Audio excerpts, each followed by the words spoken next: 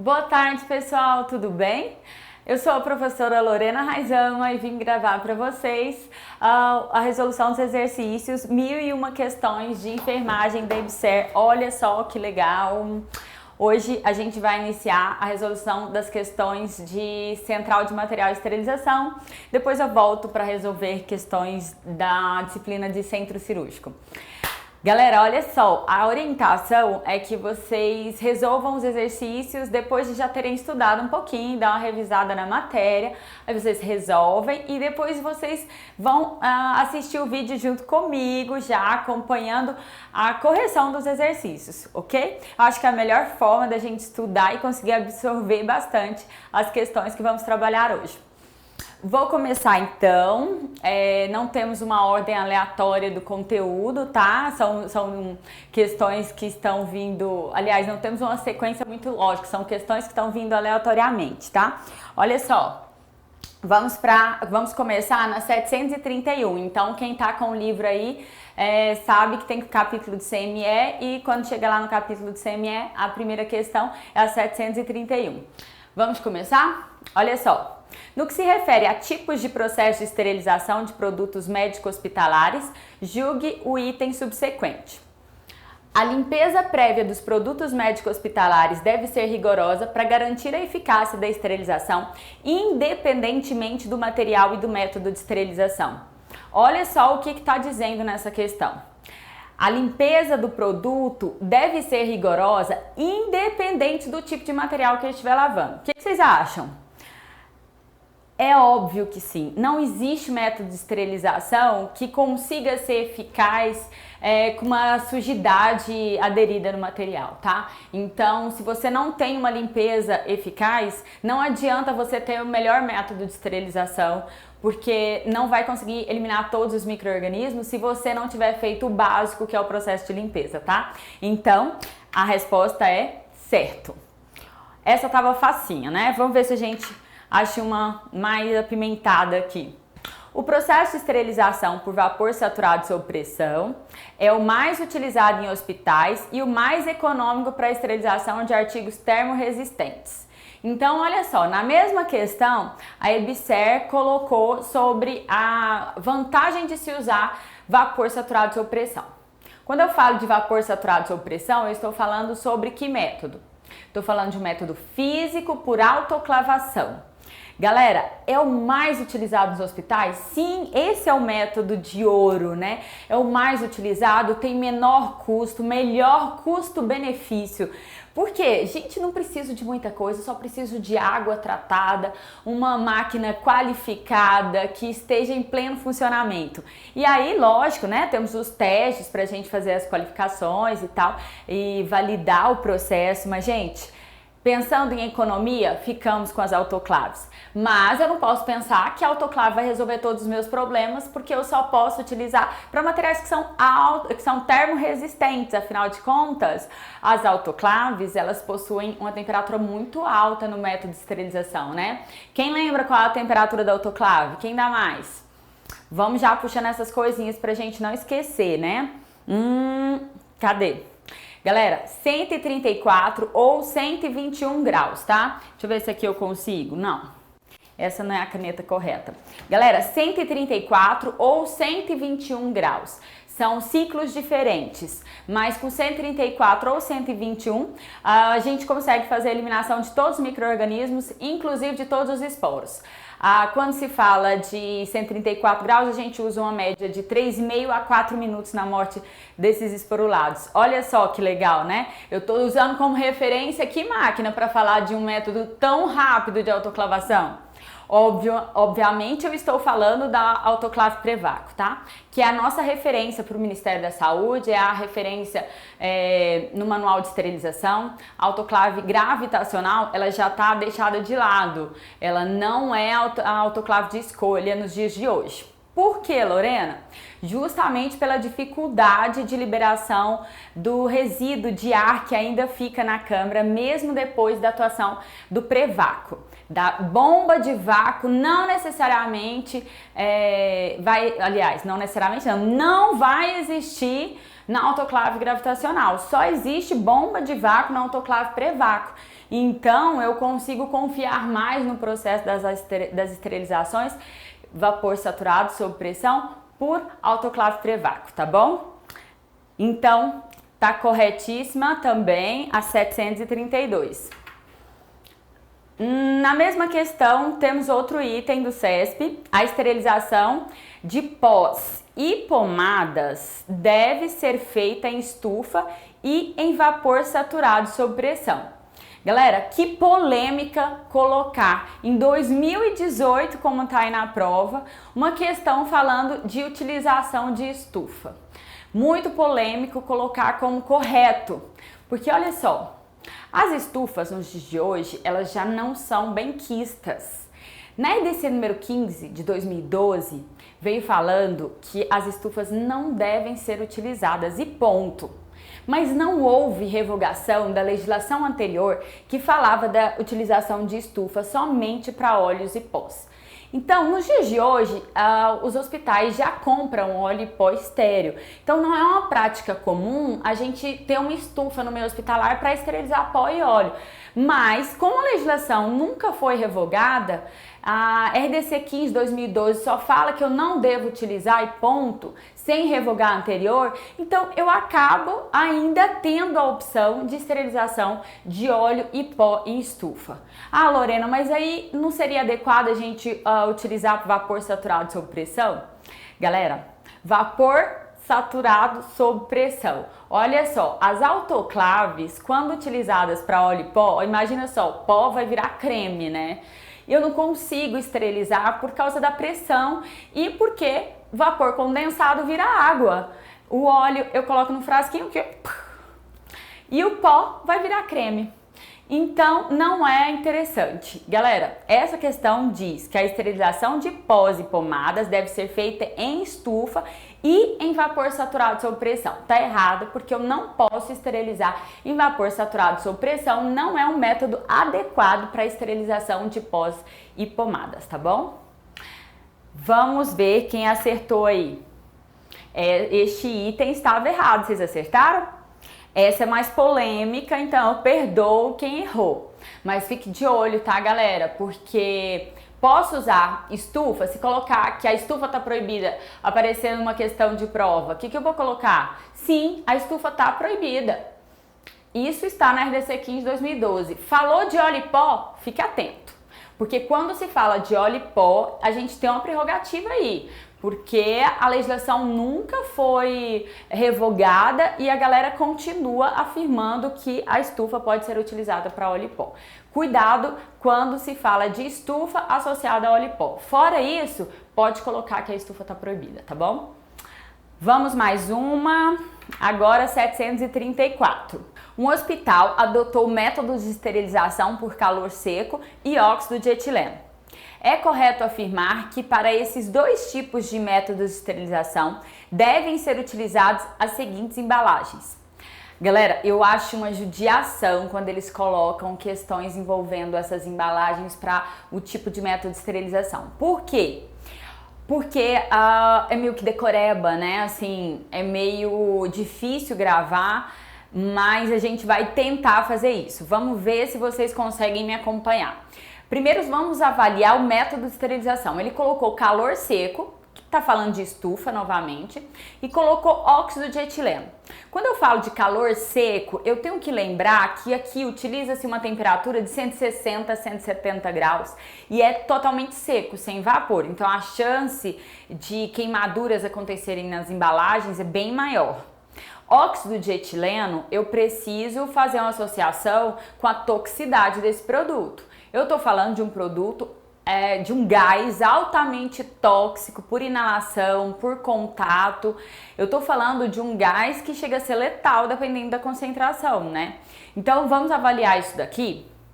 Será que eu posso utilizar em caixa metálica calor seco com essa temperatura de 170 graus e um produto altamente tóxico? Será que um vai absorver e o outro não vai queimar? Vai dar tudo certo? Vamos ver o próximo? Tecido não tecido, SMS, Sup Bond, Melt Bond, Sup Bond. o tecido não tecido, tá? O que significa SMS? Soap bond, melt bond, soap bond. São 3 camadas. Ai, professora, eu preciso aprender esses nomes estranhos? Não. Eu só preciso que vocês saibam que TNT nunca é a resposta correta, porque não é TNT. É um TNT diferenciado, ele tem que ter as 3 camadas, quando se refere à embalagem para esterilização. Mas, neste caso, eu preciso considerar que o óxido de etileno é um gás tóxico e pode ser absorvido. Então, será que o tecido não tecido é adequado? E o tecido de algodão, será que a absorção dele não pode ser prejudicial posteriormente para quem vai ter contato? Papel grau cirúrgico, será que ele vai ser adequado para um calor de 160 graus? Calor seco, não é vapor, é calor seco de 160 graus. E para terminar, temos os filmes, que também são, vamos colocar aí, delicados para essa temperatura. Olha só o que eu coloquei aqui para vocês. Coloquei um quadrinho que é fácil vocês acharem na internet, falando todos os tipos de invólucro, com todos os tipos de métodos de esterilização. Ele falou pra gente de calor seco, ele CESP, né, na questão, calor seco, e falou de, qual outro? Óxido de etileno. Então vamos avaliar. Será que eu posso utilizar o algodão? Calor seco com algodão não combina. Óxido de etileno também vai absorver. Ah, ele falou do papel grau cirúrgico ali? Papel grau cirúrgico. Será que dá para usar com grau cirúrgico? Ah, para o calor seco, grau cirúrgico não é adequado por causa da temperatura. Isso pode provocar queimaduras e fazer lesão na minha embalagem. Não dá. Então também não pode ser a resposta correta. Os filmes também não são adequados por calor seco. Então, é essa a atividade que a gente precisa fazer, o exercício para gravar, tá bom? Vai fazendo uma associação daquele método de esterilização, o que ele tem de especial para você fazer uma associação com a embalagem, tá bom? A resposta correta aqui são as caixas metálicas, tá? Porque eu posso utilizar tanto no vapor a 134 graus, como eu posso usar com calor seco a 170 graus. Também posso usar óxido de etileno, que é um gás, que por ser altamente tóxico é melhor que eu deixe a aeração acontecer para que o cliente que vai usar o produto não tenha contato com esse gás. E a caixa metálica não vai absorver, então ótima, a caixa metálica não absorve e ainda suporta o calor seco com a temperatura de 170 graus. Galera, essa ainda preciso frisar uma coisa. Quando se fala de caixas metálicas, eu só posso considerar se a caixa estiver com esses furos aí, tá bom? Para eu conseguir afirmar que a temperatura na parte externa da caixa é a mesma interna, eu preciso assegurar que existam essas perfurações. RDC número 15 de 2012 colocou lá que está proibido utilizar caixas metálicas sem furos, tá bom? Não é seguro fazer esse método de esterilização por vapor saturado sob pressão, calor seco, sem utilizar as caixas com as perfurações, ok? Então, vocês vão ver que a Ibser costuma trabalhar bastante tipos de embalagem para esterilização.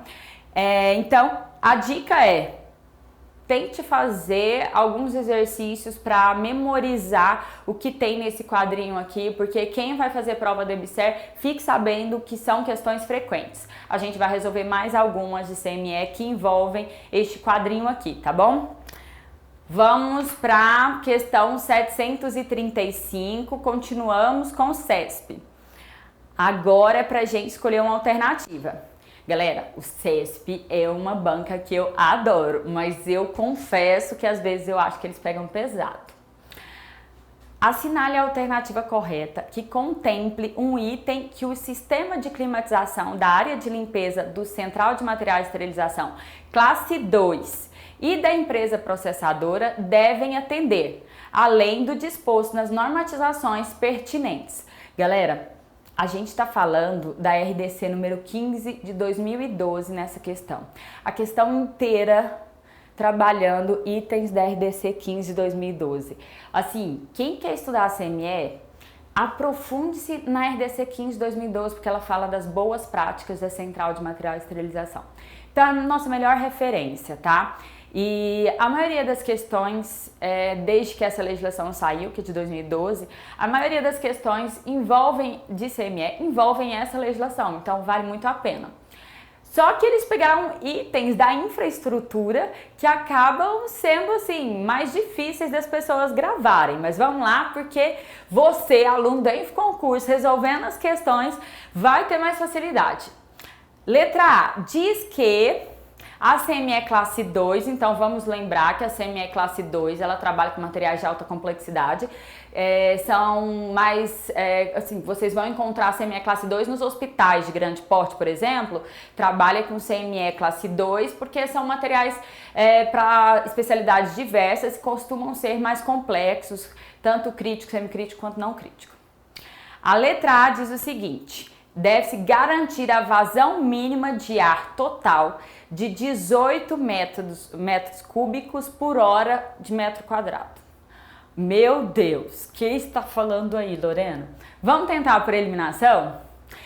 Deve-se manter a temperatura ambiente entre 22 e 28 graus. Essa daqui já tá fácil, porque olha só, galera, a temperatura ideal na central de material de esterilização, especialmente no arsenal, onde eu tô guardando meu material estéreo, é em torno de 21 graus. Só que eu nunca consigo manter 21 graus. Eu considero que 18, 19, até 22. Passou de 22, eu já vou ficar preocupada.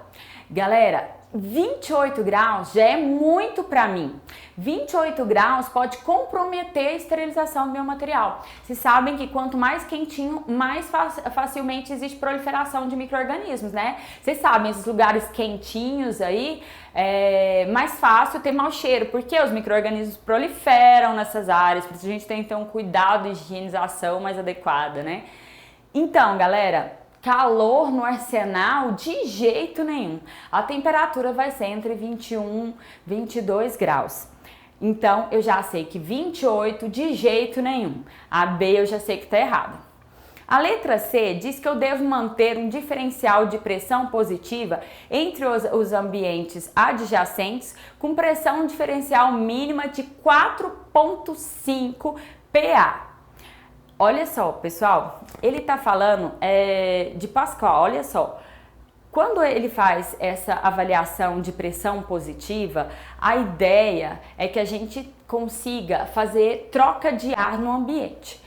Por exemplo, o expurgo, eu estou trabalhando com diversos materiais químicos que são tóxicos. Então, a ideia é que a gente consiga renovar o ar no ambiente várias vezes. Então, para eu não ficar inalando, o profissional que está trabalhando na CME não ficar inalando o produto químico, né? A ideia, então, é que eu tenha pressão positiva e pressão negativa, aliás, pressão negativa, pressão positiva, diferente no ambiente, para que eu consiga trazer um ar mais adequado para as pessoas inalarem ali no ambiente. Mas, galera, a pressão mínima de 4,5 é exagerada. Na legislação, não existe uma prerrogativa de 4,5, e sim de 2,5. O que eu fiz? Eu coloquei a RDC 15 de 2012 na íntegra, o parágrafo do artigo 52, bonitinho, porque quem elaborou essa questão lá no CESP fez exatamente em cima do artigo 52. Olha só. Lá está dizendo que eu devo manter um diferencial de pressão negativa entre os ambientes adjacentes com pressão diferencial mínima de 2,5. 4,5 é exagerado, tá? Não permitir exaustão forçada de todo o ar da sala com descarga para o exterior da edificação. Quer dizer, eu estou fazendo pressão negativa, eu estou tirando aquelas partículas que já são tóxicas por inalação. E eu vou forçar essa saída de ar para onde? Para o ambiente externo, a CME, mas ainda dentro da unidade hospitalar, que as pessoas vão ficar inalando da mesma forma? Não, não devo fazer isso. Qual que é a ideia, então? que seja para fora da edificação mesmo, tá? Aqui tá falando que eu não devo permitir essa exaustão para fora da edificação.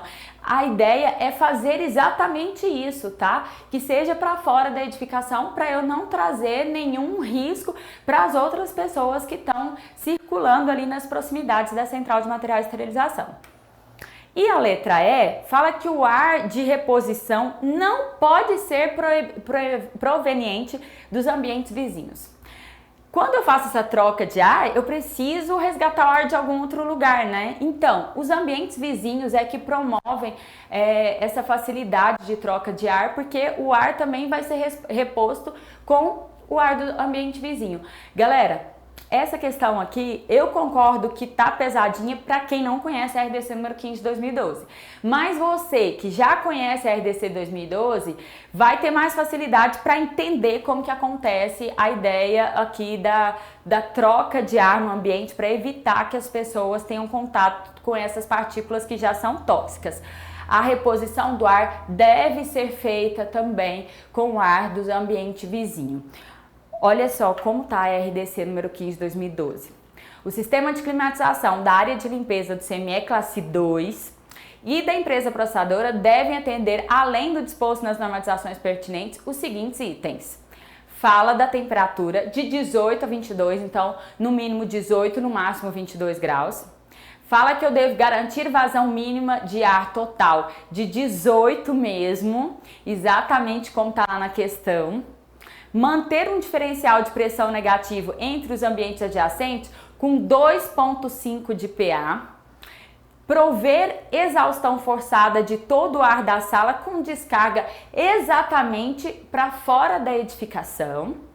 E ainda diz no parágrafo único que o ar de reposição pode sim ser proveniente dos ambientes vizinhos. Olha só. Se você já tiver feito a leitura, eu tenho certeza, antes de responder a questão, eu tenho certeza que vocês conseguirão responder. Agora, olha só. Letra A, a resposta correta. É meio decoreba? Sim, mas se você entender a lógica, você não vai precisar decorar nada, tá? Se você entender a lógica dessa infraestrutura, que é justamente para beneficiar os colaboradores que estão atuando na central de material de esterilização, vocês não vão ter problema, tá bom? Essa foi a questão 735 e a resposta é a letra A. Vamos fazer mais uma. Agora a questão é a 736.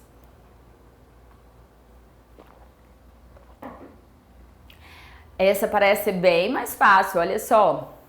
Assinale a alternativa correta que contemple um exemplo de artigo considerado crítico. Agora o CESP pegou de leve, né? Porque a outra pegou pesado.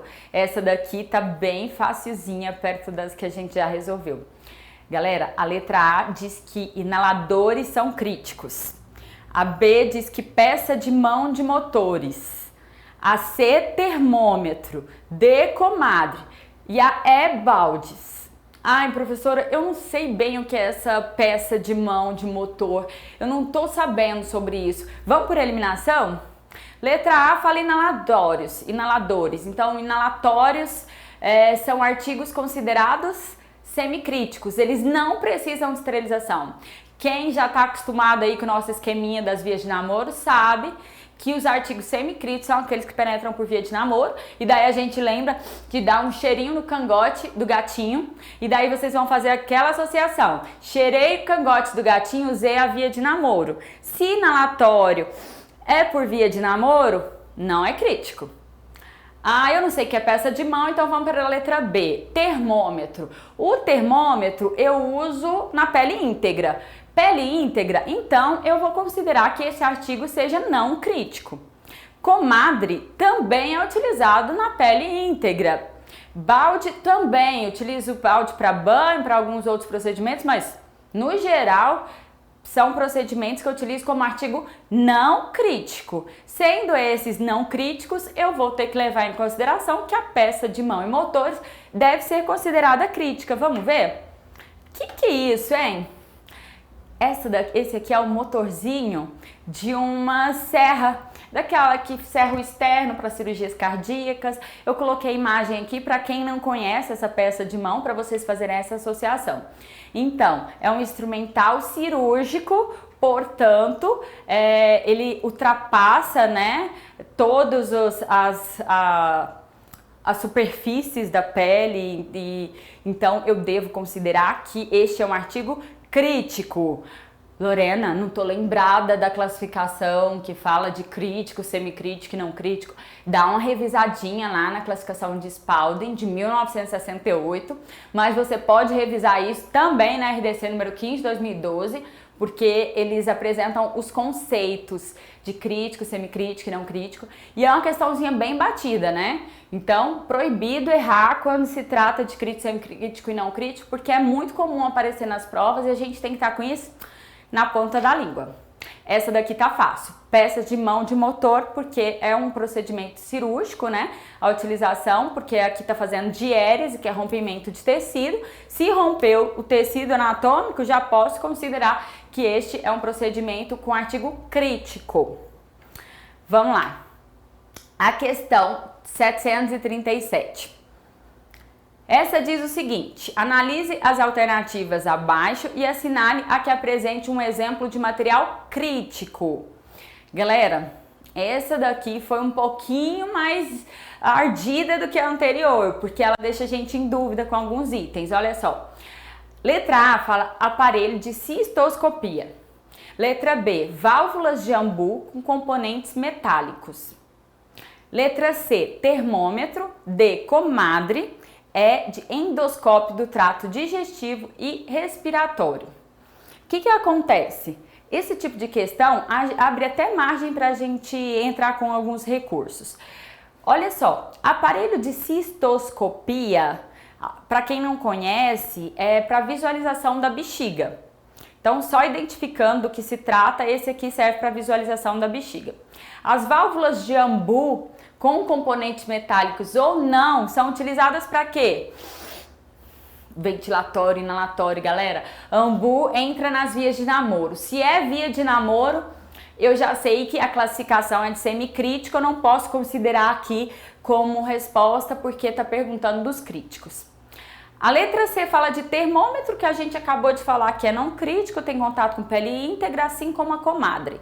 Então, ficou o endoscópio e o aparelho de cistoscopia. Galera, os endoscópios, eles permanecem na via de namoro. Olha só, boca, né? Dia dos namorados foi essa semana, né? Galerinha aí que usou e abusou das vias de namoro, hashtag com inveja. Mas se falar com vocês, essas vias de namoro já são colonizadas. Então, eu acredito que se já é colonizado, por que eu devo fazer um processo de esterilização? Basta eu fazer a desinfecção de alto nível. Artigo 12º da RDC número 15 de 2012. Artigos semicríticos necessitam passar pelo processo mínimo de desinfecção de alto nível. Então, é essa a ideia aqui, tá bom? Os endoscópios são considerados, o trato digestivo e respiratório, tá? São considerados artigos semicríticos, portanto, vou fazer aqui a desinfecção de alto nível. Galera, só aproveitando a deixa, no artigo 12, que é o 12º, ele fala sobre o semicrítico com alto nível. Logo em seguida, ele fala da exceção. Quem é a exceção? Que não precisa fazer alto nível. Os inalatórios, os de anestesia, que esses eu posso fazer nível intermediário, utilizando, por exemplo, hipoclorito. Mas vou voltar agora. Galera, os endoscópios do trato digestivo e respiratório eu fechei como semicrítico. Ficou faltando o aparelho de cistoscopia. O aparelho de cistoscopia, embora ele tenha contato com uma área já colonizada, a gente vai ultrapassar, muitas vezes nesses procedimentos cirúrgicos, acontece lesão da mucosa. Lesionou a mucosa já contaminada, eu vou passar por um outro nível, que eu caracterizo como crítico, tá bom? Porque se a mucosa tá íntegra, é semicrítico. Lesionou a mucosa, já passa a ser crítico. E o que acontece com o cistoscópio é exatamente isso, acaba tendo contato com a lesão, então eu devo considerar que esse artigo seja crítico, tá bom? Então a resposta da 737 é a letra A. Espero que vocês tenham acertado. Pessoal, acabei de completar a nossa primeira etapa, vou ali, já eu volto pra gente resolver mais algumas questões, tá bom?